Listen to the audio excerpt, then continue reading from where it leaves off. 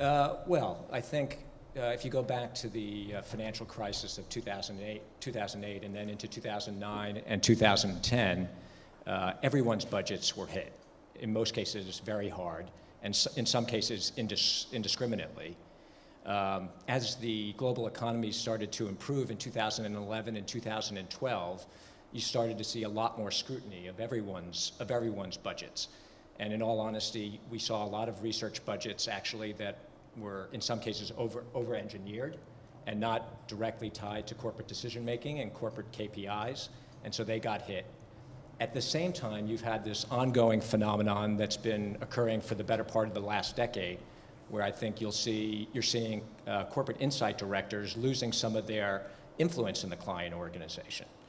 So you put those two together and you get a phenomenon where growth slowed relative to marketing services, which we hadn't seen in living memory. So that's one thing. Structurally, I don't see any reason why the industry shouldn't be growing at or above marketing services growth rates. Whether you call it the market research industry or the insight industry, or increasingly what I like to refer to as the decision support industry, our industry has never operated in a more complex environment where companies need support.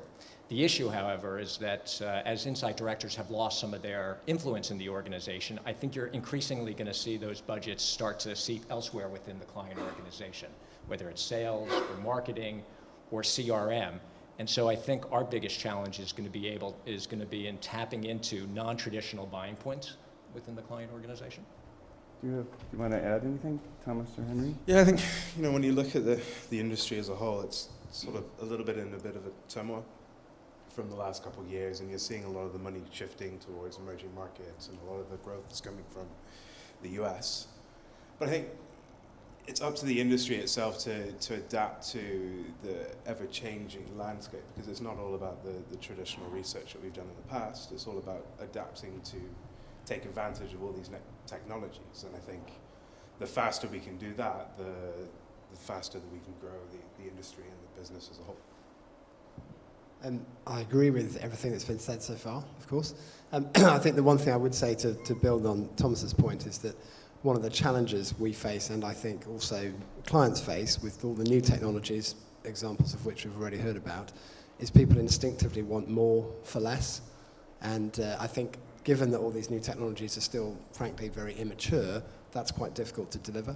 So I think that medium long term, absolutely there will be growth.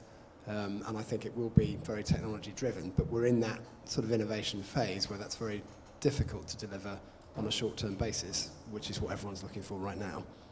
Okay, great.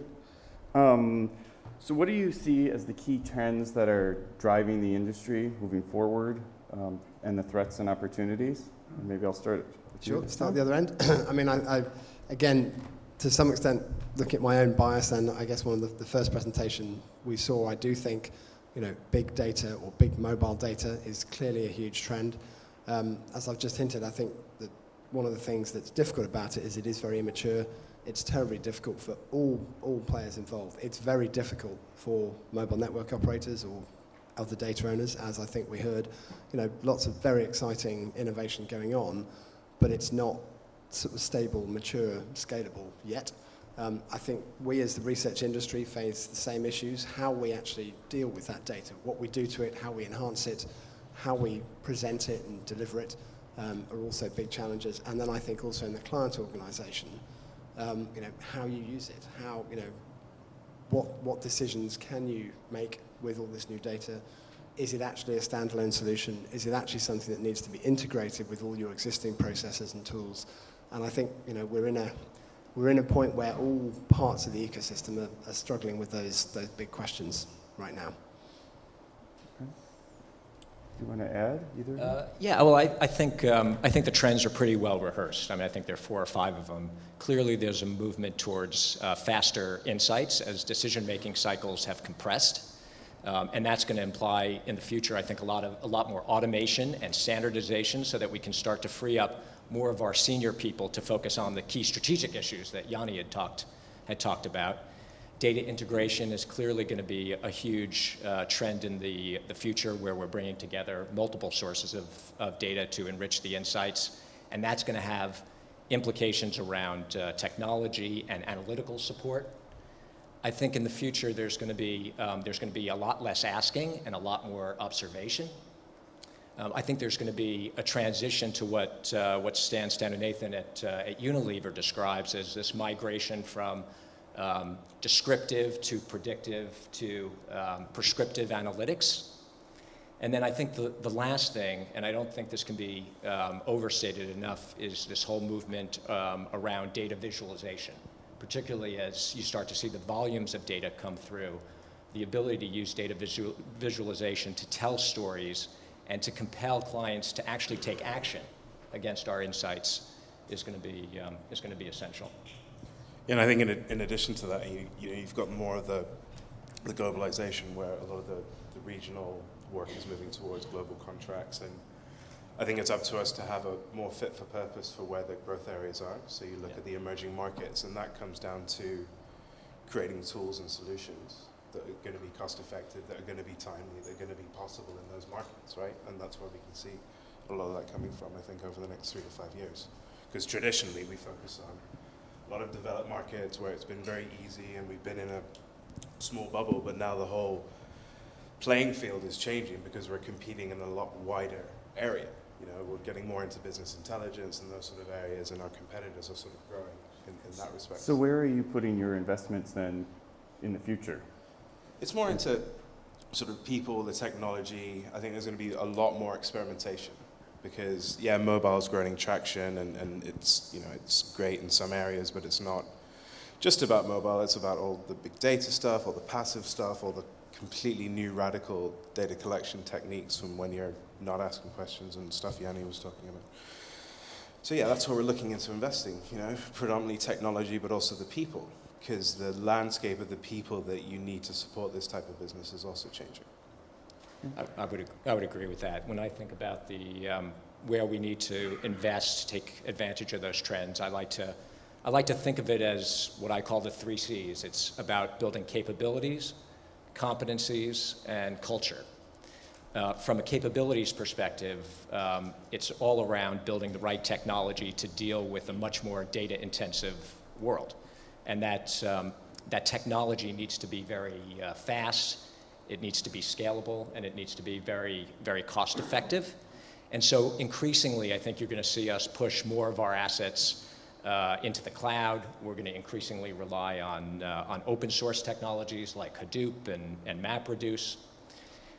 From a competencies perspective, there are a lot of areas where we obviously need to upgrade our capabilities, but I'd say that the whole area of analytics is probably the predominant area where there's a need for an upgrade. Some of that's going to come from upskilling our existing people. But in the future, it's very clear that we're going to need to recruit a very different profile of person into the organization. Whether you call it a marketing scientist, a data scientist, I don't care what you call it. This is someone that I like to think of doesn't just think in columns and rows, but is able to swim in a massive amount of information and connect the dots very, very effectively, and is very highly consultative with their client. And then I think the last piece is really around culture, where we need to change into more of a technology-oriented culture. We have to be much more data agnostic in terms of how we see the world and not try to answer every single question with more data collection and another survey. And we also need to be much faster and more flexible and more commercial. Do you have anything you want to add? Not really. I mean, I think that is a very good answer. Definitely the technology, but I don't think you can stress enough the fact that, you know, the sort of the client interaction is changing as well. It's not as simple as we build great new products and services and there you go, guys, we'll see you next year. There's a lot of effort I think we're going to have to put into, you know, helping clients understand how they can benefit from and how they can use all this new data as well. Which brings up the question, what do you think the clients are most excited about? What aspects of what's going on in research do clients really what are they asking you for? and what really gets them excited? I mean, I guess, again, I'll start focusing on the mobile piece. I mean, I think they are excited. I think, like most of us, nobody's completely clear what we're going to get. But I think that overall, if I think of all the things, say, for example, that Mick talked about earlier on, I think what is so different about mobile is what I would call context. It's the where and the when, which can be delivered at a completely different scale and a completely different level of relevance and timeliness.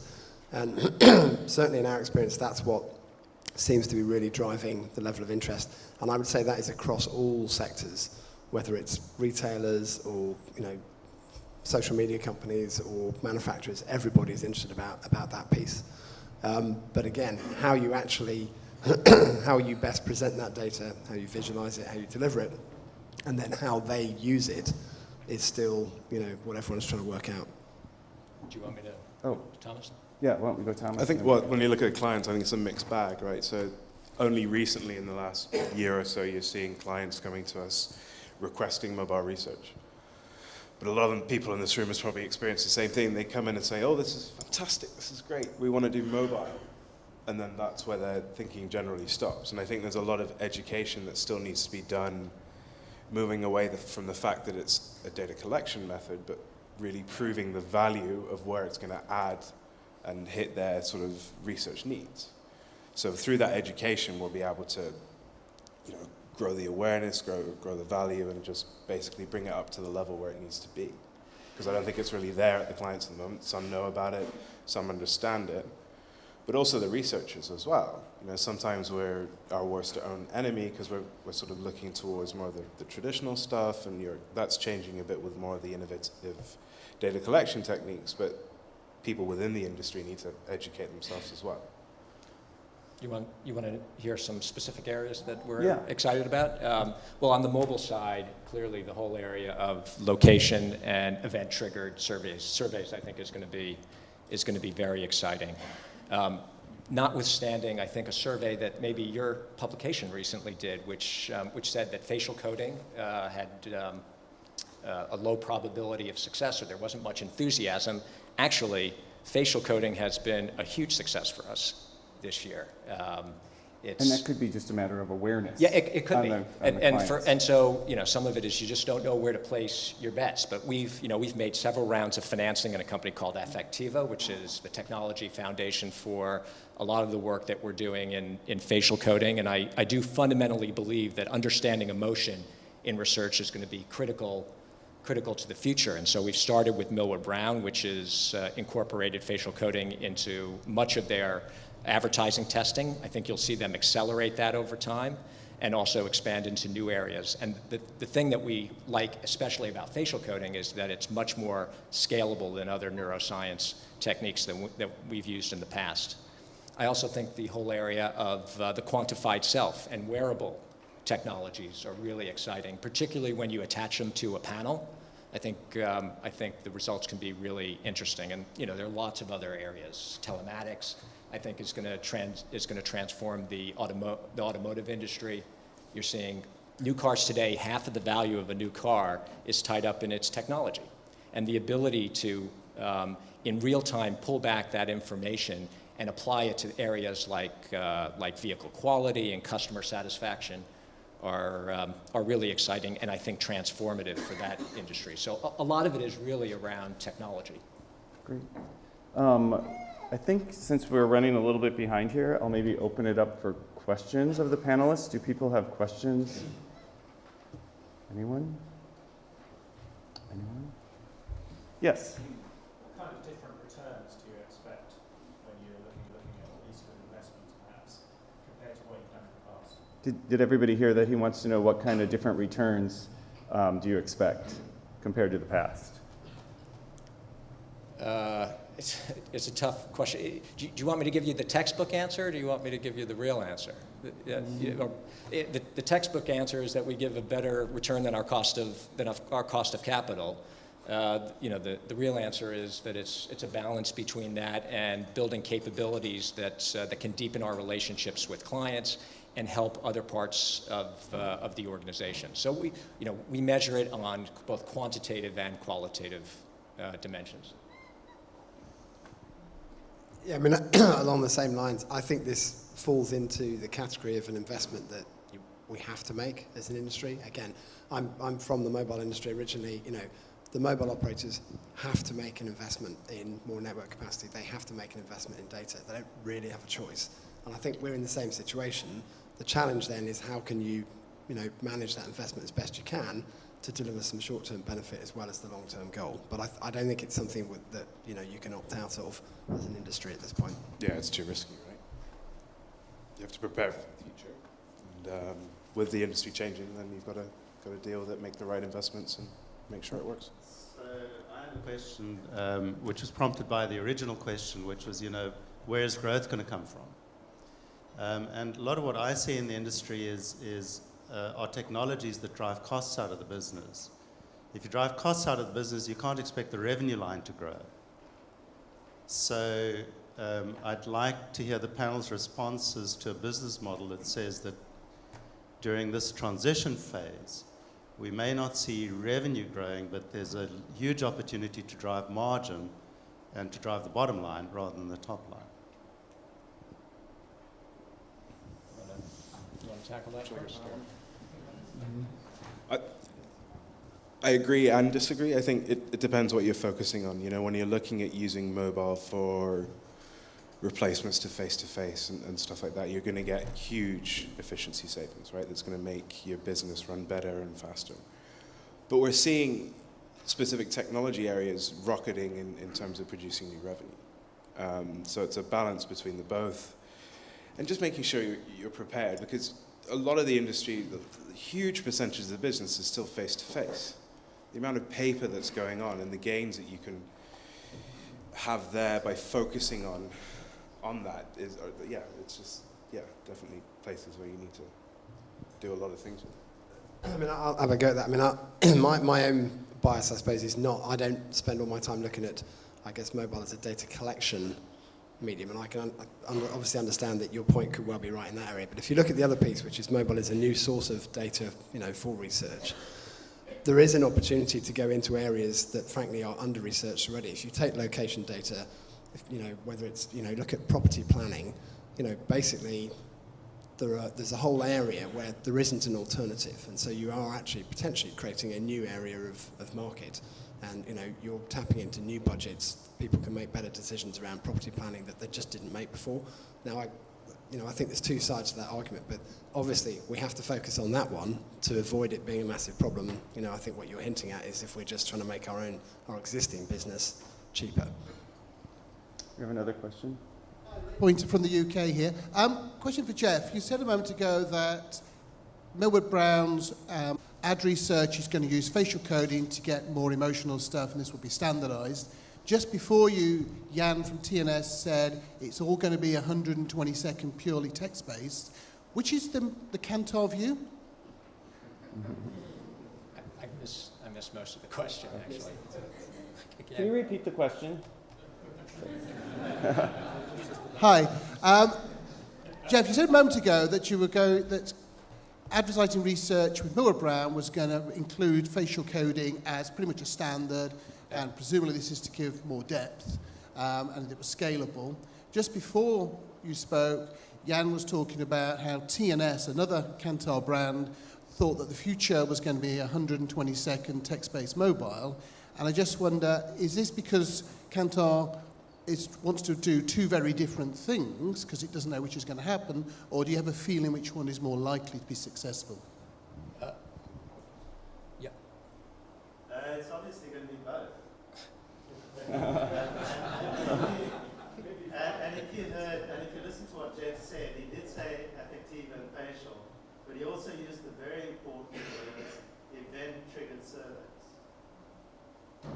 Sorry, I don't know if this was on. Yeah, I think, did everybody hear that?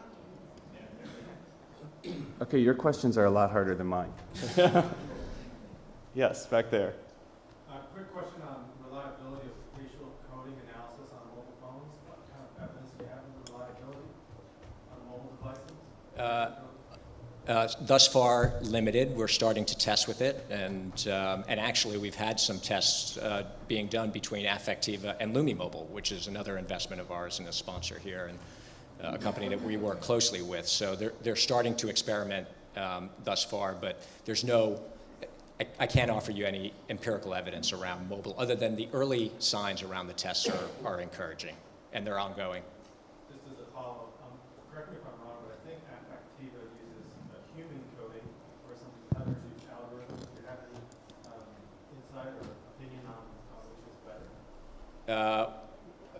You're probably asking the wrong person in terms of a technical question. In the case of Affectiva, it's a combination of some human and also some machine-based learning. So I wouldn't necessarily characterize them as either or. I think it goes to the question of reliability from a mobile device and the clarity of emotional expression you can capture and potentially code or not code with an algorithm. I think where you can automate, you have to automate. I mean, I think that's essential, and that's where the industry will go. The transition to get from partial, automation to full automation, I think will take some time. Okay. I'm going to obligate you guys to stay here a few more minutes, but we'll wrap this up right now. And I want to thank the panelists for taking the hard questions.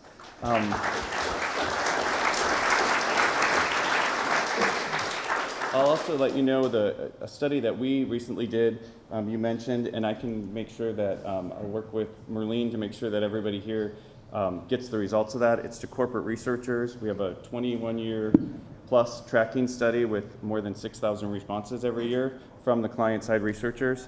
So I'll make sure that data gets to you guys.